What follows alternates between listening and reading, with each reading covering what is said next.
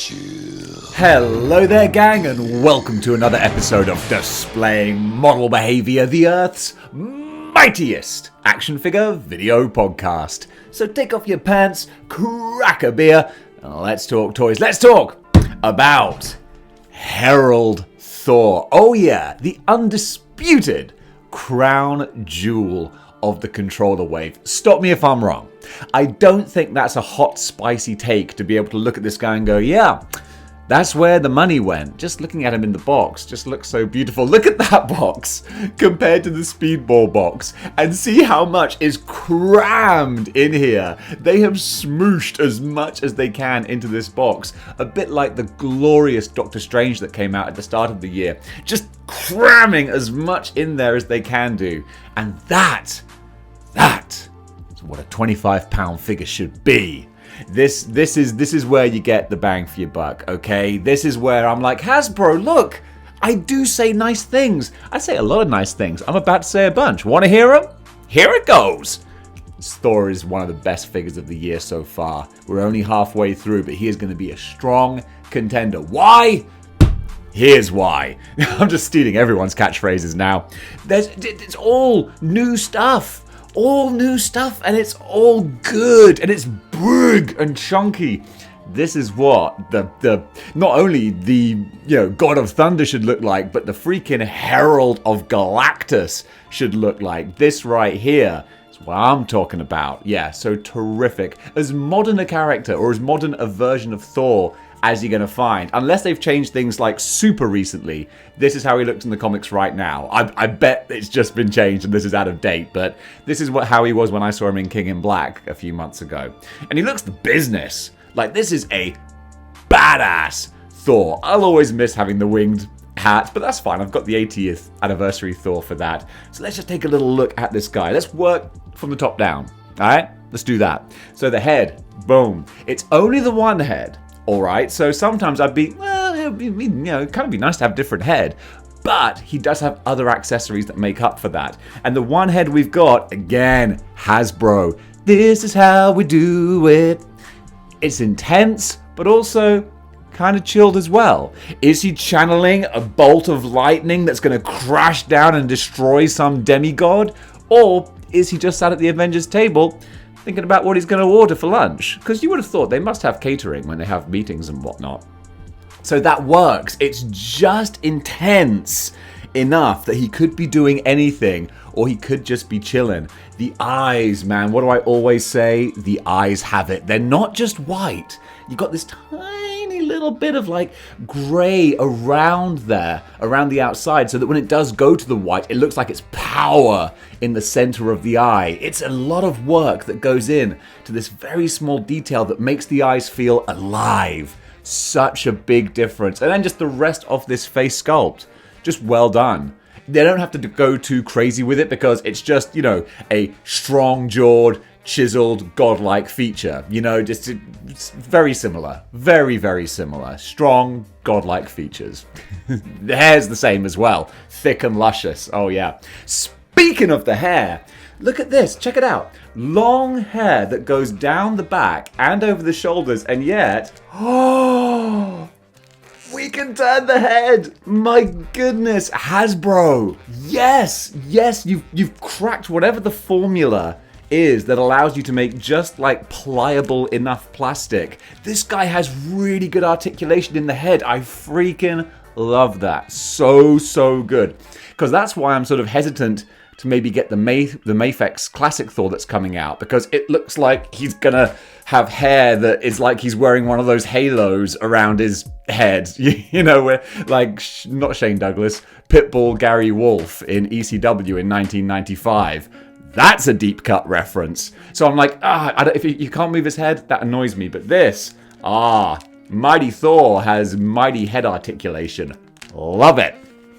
Working our way down now, we've got another thing that I dig it the most, baby, is that he's got his tunic here. And first of all, this design thing, I don't know, is it like a Norse rune or something? It looks like a rune, this design. Whatever it is, it looks nice, it's striking. I dig that. But all the texture on the black here, not just smooth, but it feels like material, actual it's got like a ridge to it. It feels real. It feels practical. Like this is a tunic cloth suit that he is wearing. Well done. You see, I'm getting my mojo working now because this is feeling good. So nice to be able to say nice things as well. I'm a nice person. I like saying nice things, such as the shoulder pads, separate pieces, so you can move his arms up and down, and they're a soft sort of rubber as well, rubber, plastic, whatever it is. What's the difference between rubber and plastic? It must be like a cellular level kind of thing. I don't know. I digress. So that's great. He's got his chainmail type armor, which is a little bit plastic looking because I don't think there's no paint or anything. I think it's just silver plastic it's made out of.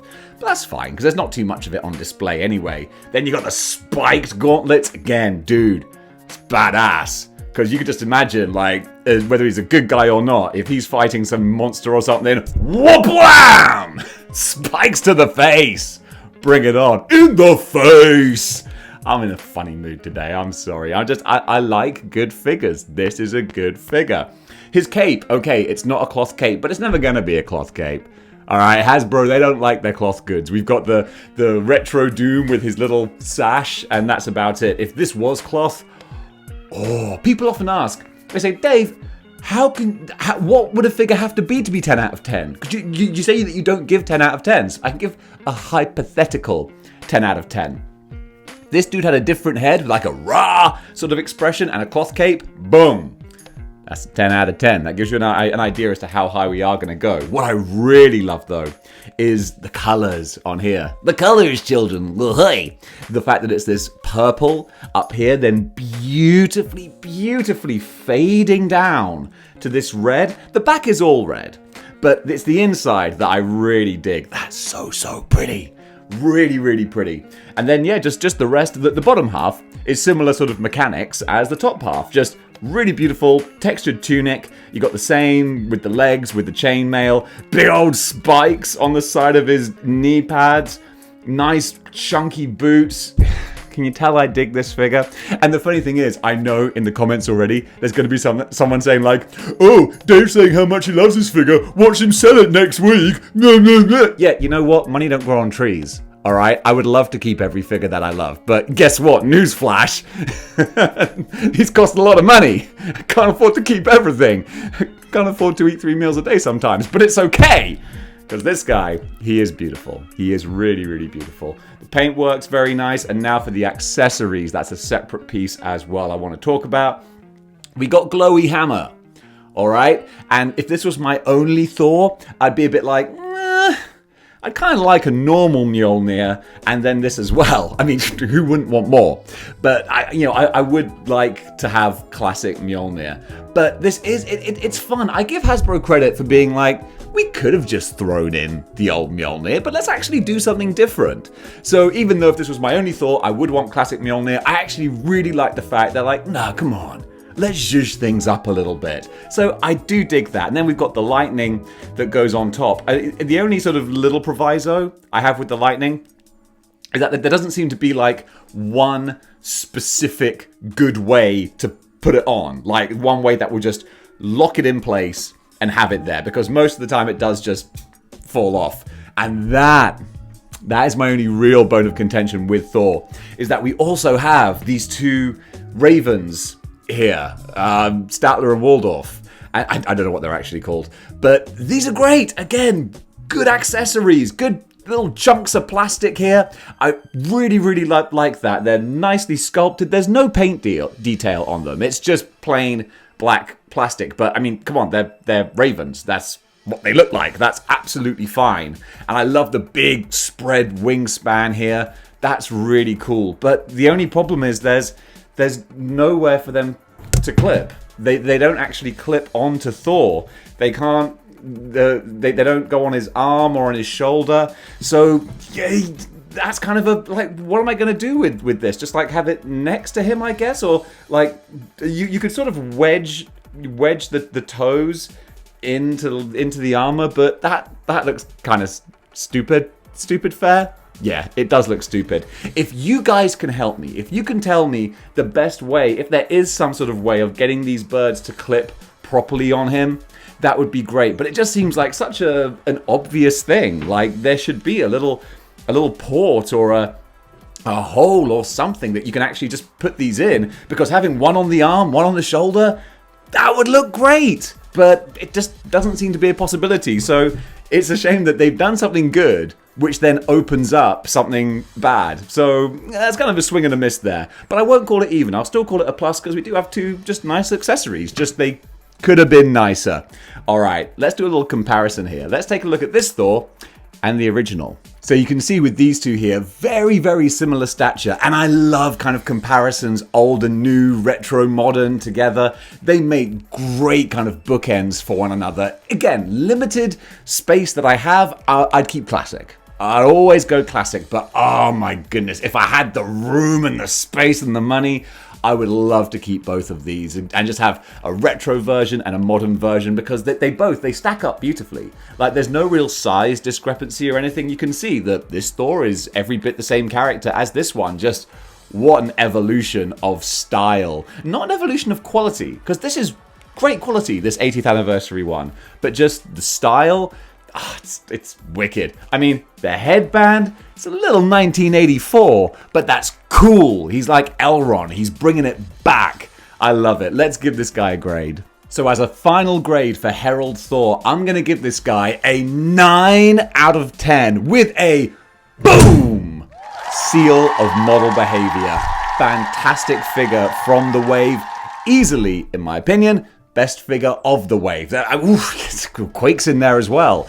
There's a couple of gems in this wave. There's a couple of gems, but there's a bit of filler too. We're going to discuss that later. But right now, I really, really love this guy. Excellent action figure. So pleased to have him in hand. And folks, that does it for my review of Herald Thor. What do you think about the character? Comment below, let me know. And if you like what you see here and you want to see more, then you know what you got to do, Verily. Verily, and thou thus must joineth the 6-1 clicks by clicking the like, share, and subscribe buttons. So guys, thank you so much for watching, and until next time, keep displaying model behavior.